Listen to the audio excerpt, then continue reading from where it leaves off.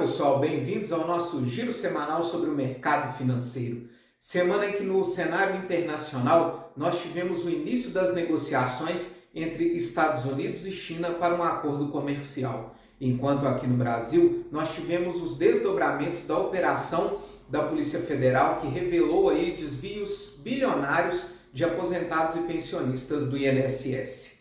Começando falando aqui do Brasil, em desdobramentos da operação da Polícia Federal deflagrada na semana passada, que revelaram desvios bilionários de aposentados e pensionistas do INSS, nós tivemos a informação da Polícia Federal que Carlos Antunes, conhecido aí como o Careca do INSS, era o principal articulador da quadrilha que desviava dinheiro dos aposentados e pensionistas através de desconto de associações. O ministro da Previdência, Carlos Lupe, acabou caindo, pediu demissão. No seu lugar, assume Volney Queiroz, que era o número 2 da pasta da Previdência.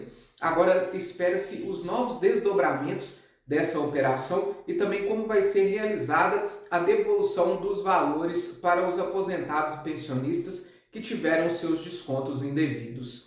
Já no cenário internacional, nós tivemos a notícia do governo chinês, que disse que está disposto a abrir negociação com os Estados Unidos. Além disso, eles já isentaram cerca de 131 produtos norte-americanos para evitar aí um impacto maior na sua própria economia devido às tarifas. Esse início de conversas entre os dois países acabou animando o mercado, principalmente lá fora, já que aqui no Brasil a gente estava fechado devido ao feriado do Dia do Trabalho. Outra boa notícia no cenário internacional foi que a Ucrânia fechou com os Estados Unidos um acordo para a comercialização e exploração de terras raras em seu território. Isso aí abre caminho para um acordo de paz entre Ucrânia e Rússia negociado pelos Estados Unidos.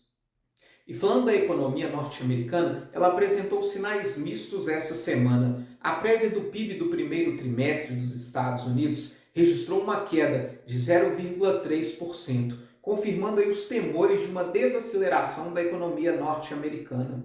Além disso, a inflação medida pelo PCA se manteve estável em 2,3% no acumulado dos últimos 12 meses. Porém, o payroll, que é o número de vagas criadas pelo setor urbano dos Estados Unidos, veio com a criação de 177 mil vagas de trabalho, mostrando aí um número de vagas maior do que era esperado pelos especialistas, apresentando uma economia norte-americana ainda crescendo, principalmente no mercado de trabalho.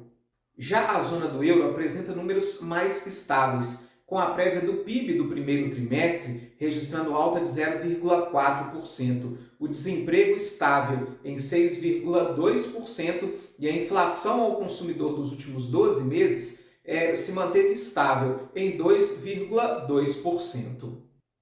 Já aqui no Brasil, os números não foram tão positivos. O IGPM, que é a inflação medida pela Fundação Getúlio Vargas, registrou alta de 0,24%, acima daquilo que era esperado pelo mercado, que esperava uma deflação. O IGPM acumulado dos últimos 12 meses é de 8,5%. A relação da nossa dívida pública com o PIB ficou em 75,9%.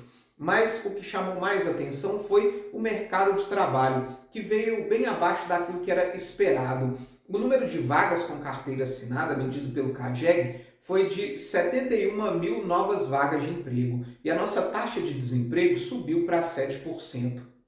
Eduardo Marinho, ministro do Trabalho, ao comentar esses números, fez uma menção direta ao Banco Central, diz que está na hora do Banco Central tirar o pé do freio e deixar a economia brasileira se desenvolver. É a primeira vez que um membro do alto escalão do governo federal tece críticas diretas ao Banco Central de Gabriel Galípolo. Até então, essas críticas eram direcionadas ao presidente anterior do Banco Central, Roberto Campos Neto, que foi indicado pelo ex-presidente Jair Bolsonaro. Mas agora Marinho cobrou diretamente de Gabriel Galípolo um corte na taxa básica de juros, o que pode representar aí uma mudança de postura do governo em relação ao Banco Central. Outra notícia que chamou a atenção essa semana foi o apagão que aconteceu na Europa, com países inteiros ficando sem energia elétrica, o que interrompeu diversos serviços por lá. Ainda não se sabem ao certo as causas desse apagão e quais foram seus impactos dentro da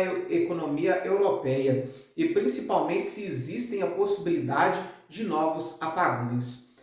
Nós tivemos também decisão de taxa de juros no Japão, que decidiu manter estável a sua taxa básica de juros.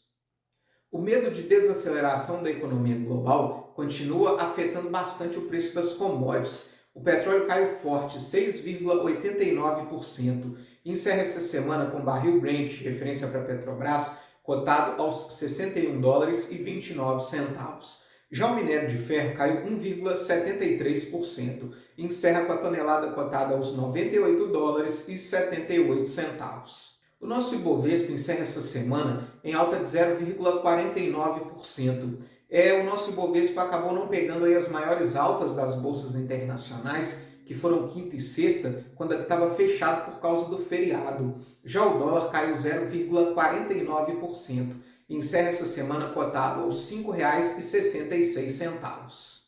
A expectativa do acordo entre Estados Unidos e China fez com que as bolsas lá fora subissem bastante. O S&P 500 subiu 2,85%, a Nasdaq subiu 3,27% e o Dow Jones subiu 2,85%.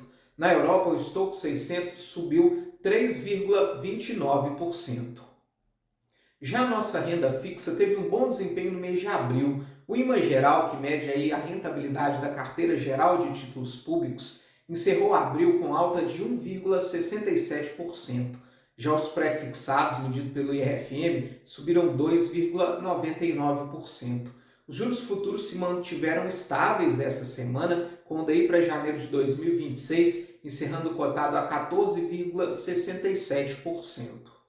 Para a semana que vem, saem diversos dados da indústria, tanto aqui no Brasil quanto nos Estados Unidos. Nós também temos reunião da OPEP+, que pode mexer aí com a cotação do barril de petróleo, e temos decisão de taxa de juros no Reino Unido. Mas todas as atenções do mercado vão estar voltadas para quarta-feira, quando nós temos decisão de taxa de juros lá nos Estados Unidos, e a expectativa é de que por lá a taxa se mantenha estável, e também decisão de taxa de juros aqui no Brasil, onde a expectativa é de uma alta de 0,5% na nossa taxa Selic.